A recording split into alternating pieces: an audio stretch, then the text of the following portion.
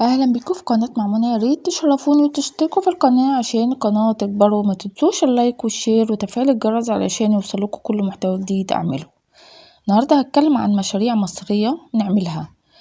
مشاريع المصرية دي والمصانع المصرية اللي بنعملها دي عشان نحل أزمة الدولار، وده الحل الأمثل علشان نحل أزمة الدولار الموجودة حاليا، ان هو صناعة الانتاج التصدير، هو ده اهم حاجة. وكمان ان احنا نقلل الاستيراد ونصدر اكتر وننتج، وفعلا الحل ده بنعمله ومصر ماشية عليه خطوات بسرعة جدا، وبنعمل مشاريع كتيرة جدا.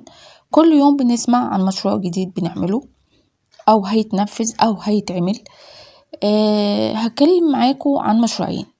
المشروع الاولاني ده هنوفر فيه 100 مليون دولار سنويا، وفي كمان فرصة عمل 2700. المصنع ده عن أجهزة الري المحوري المصنعة محليا بواسطة مصنع شركة السويدي الوطنية للصناعات والمشروعات الهندسية.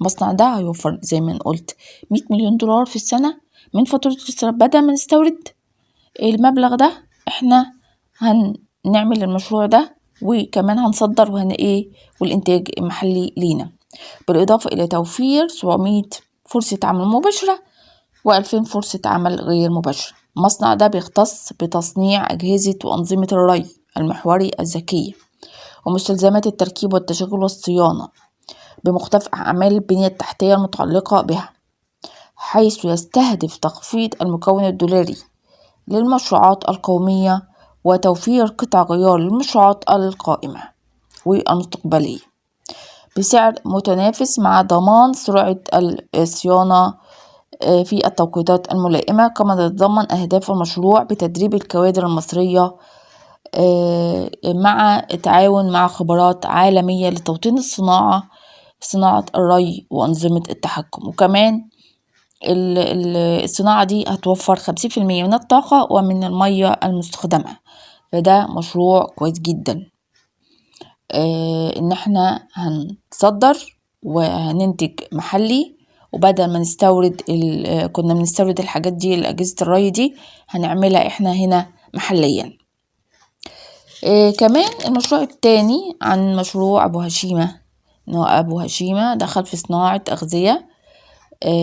هيعمل مجمع صناعات أغذية زراعية في الشرق الأوسط، أكبر مجمع صناعات أغذية زراعية في الشرق الأوسط في مدينة السادات. الاستثمارات بتاعته حوالي 300 مليون دولار. شركة MAFI لتصنيع الحاصلات الزراعية، ممثل الشركات العالمية الموردة لأحدث التكنولوجيا في مجال صناعة الأغذية الزراعية. المشروع ده الخطوة دي كبيرة. الدولة المصرية مهتمة قوي بالمشاريع زي ما قلت، ومهتمة بالصناعة وبتعزز الصادرات وإحلال الواردات. إنه الشركة دي أسست لتصنيع الحاصلات الزراعية لتكون مالكة للمجمع الصناعي المتكامل لتصنيع وتصدير المنتجات الزراعية الغذائية المطلوبة عالميا، بهدف جعل الشركة أكبر مصنعي ومصدري منتجات صناعات زراعية في وقت يسير. هنعمل المصنع ده في أقرب وقت ممكن. وأشار أبو هشيمة إن مجمع صناعات الأغذية الزراعية ده بيقام على مساحة 154 ألف متر مربع في مدينة السادات. 5 مصانع، منها تخليص الزيوت وتجفيف وتبريد الفواكه والخضروات وتجميد الخضروات والفواكه. المجمع ده بينتج 100 ألف طن من المنتجات سنويا باستخدام تكنولوجيا عالمية بالتعاون مع كبرى شركات عالمية عشان نعمل جودة عالية، علشان نصدر الخامات دي كلها والمنتجات دي كلها هنصدرها. وطبعا هنستفاد بالدولارات اللي جاية. كمان ان احنا ينفع للإنتاج المحلي للاستخدام المحلي. والشركة دي هتوفر كمان فرصة عمل 7000 فرصة عمل. هنصدر كمان 80% من إنتاج ده الخارج، يعني معظمه هنصدره عشان ندعم الاقتصاد المصري. احنا محتاجين ايه؟ محتاجين ان احنا نصدر، عايزين دولارات عشان نحل المشكلة.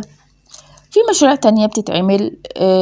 الإنتاج مهم جدا، والتصدير والصناعة، ونقلل الاستيراد مهم جدا. ده لأي دولة مش لنا بس ده عشان حل، وده حل الأمثل لأزمة الدولار الموجودة حاليا. وزي ما رئيس الوزراء مصطفى مدبولي قال من فترة إن أزمة الدولار دي أزمة عابرة وهتتحل قريب جدا. وغير كده في حلول تانية كتير بيفكروا فيها.